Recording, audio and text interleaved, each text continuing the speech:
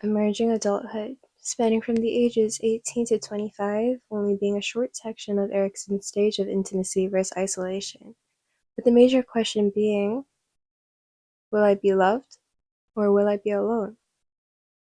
Around this time period, many changes begin to emerge from college, careers, new opportunities, and meeting new people. Also around this time period is when people begin to experience their first serious relationship. So, have you ever been in love before?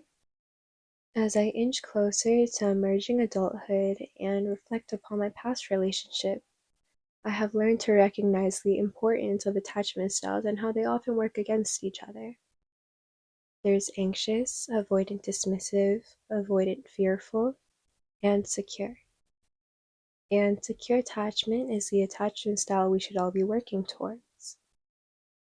I'm very anxiously attached in terms of romantic relationships, and it's had a lot to do with my upbringing.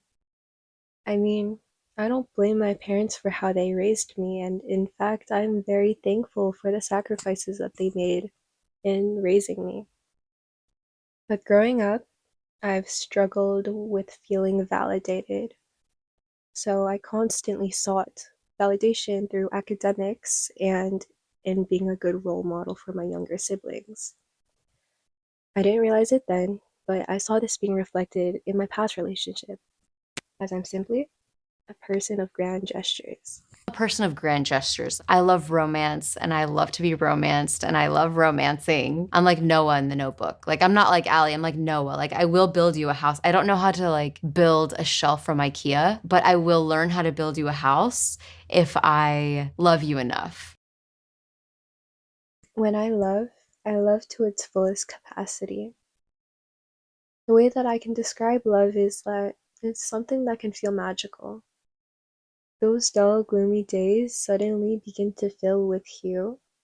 Waking up early is something that you look forward to as more hours of the day can be spent together. It's the kind of love that gives you reason for what you do. And I'm a big hopeless romantic, a believer of true love and soulmates, as corny as it can sound. I've delved into various forms of romantic media before, during, and after my relationship. I've resonated with a plethora of this content in different ways with different emotions each time, whether it was through happiness, tears, laughter, whatever it may be. However, during the relationship, we slowly began to experience the clashes of anxious attachment and avoidant dismissiveness. Several tears were made during arguments and disagreements, and each time that we tried to forgive each other. But that didn't make us bad people, just simply incompatible at the given time and environment. We were two young people experiencing a deep romantic relationship with no prior experience or reference as to what love should look like. I made countless sacrifices and poured an immense amount of effort into the relationship as I looked for constant validation and stability in knowing that we were okay. Meanwhile, he desired independence and the expectation of trust, when those ideas felt so different from mine. We didn't know how to work around our attachment styles because it led to us wanting very different things. This led to us falling apart. But my story is not unique and may have been similar to any of your experiences. This tends to happen as these two opposing attachment styles often attract each other because they provide what the other needs at a superficial level. For example, someone with an anxious attachment may feel attracted to someone that's avoidant because in the beginning they will provide what the anxious attachment person may need with basic love and care up until the anxious attachment begins to desire more. And for someone that's avoidant, they may feel attracted to someone that's anxious attachment simply because of their closeness and desire for a deep connection. up until it can feel suffocating for someone that's avoidant.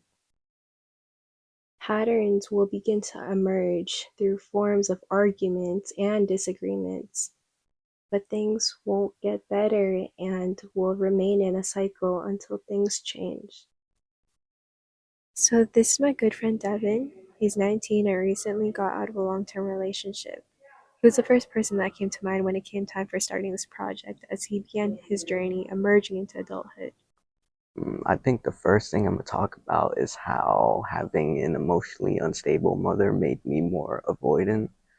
Then, as I got into a relationship, it made me more anxiously attached because once that person did something to trigger me feeling alone, it made me more anxious to want to chase them back. That makes sense. And then over time, that kind of spiraled into me feeling like whenever someone else's emotions would be pushed onto me, I would tend to avoid them, and even emotions in myself, I would say. Like, whenever I felt some type of way, I would tend to avoid it and then just focus on what's in front of me, I guess. Another thing that caused me to be more anxious is that she was avoidant too, so she would push away our relationship whenever we had problems. And then that caused me to be more anxious. I felt like that pushed me back into the state where I felt like I was alone due to her abandoning our relationship during that time, and that caused me to be more anxious and try to pull her back in to the relationship so I wouldn't feel that way. But I also feel avoidant in the sense where when it comes to my personal problems, I tend to not share them with others and try to focus on them myself. And whenever I am going through them, I tend to push my partner away so I can deal with them on my own. Another thing that caused me to be more avoidant is because I didn't really have anyone to depend on emotionally growing up either. Because my dad, he, I didn't really get to talk to him until I was like maybe in my later teen years. And then my mom, she was already emotionally unstable. So I felt like emotionally I didn't have anyone to depend on or rely on. So I tended to focus on them on my own. And I wasn't used to having another person in my life until I got into my first relationship. She was more avoidant, and the avoidance and her pushing me away, like I said, caused me to feel like I'm back in that state where I was completely alone, since she was the first person I experienced having someone to kind of rely on emotionally, even though I didn't do it 100%. But her doing that caused me to be more anxious, and it caused me to kind of seek more reassurance and validation in our relationship to make sure everything's okay. And her doing or me doing that just made her push me away more, I feel like. And then over time it caused triggers in myself to have more avoidant reactions. Like, for example, if she didn't like call me for a day or she didn't text me for like a whole entire day, it caused me to push her away more when I saw her in person. So I feel like me seeking more validation and reassurance and making sure everything's okay and constantly wanting to communicate our problems just caused her to push me away more. And then when she pushed me away, it caused me to detach myself from her. But at the same time, it's contradicting because I also didn't really share my personal emotions with her and my personal struggles with her that much because I also knew that I had to depend on myself. So I don't know, it's confusing. Yeah, and I think that's why it took me so long to say I love you because I wasn't ready to accept her, like, potentially hurting me, I guess. Because I feel like when you say I love you to someone, that's like you saying, I know that you can hurt me, but I'm willing to accept you either way. How I cope with my attachment styles is I tend to kind of detach myself from my feelings and then look at it from a third person perspective and ask myself questions like, why do you feel this way? And one situation that I use it in is when my ex was pushing me away. I asked myself, why is she pushing me away? Oh, because I'm kind of being anxious right now and I'm asking her all these questions and it's causing her to push me away more. Okay, then why do I feel that way? Well, I feel that way because she stopped talking to me for like over a day, kind of ignored me. So then I feel like that triggered my anxious. I feel like I'm being pushed back into a state where I feel alone again. Okay, then what's the issue with me feeling alone? Well, it's kind of brings me back to the state as a child, and that's kind of like my childhood trauma state where I feel like that's the thing I struggle with the most as a child, being alone. And that caused me to be anxious in certain situations, like when I would talk to other people and things like that. So it all ties back to pushing me back towards my childhood trauma, which caused my anxious attachment and also my avoidant attachment in certain situations when I'm triggered by it. And then I feel like just asking myself questions overall helped me become more securely attached with myself and my own feelings.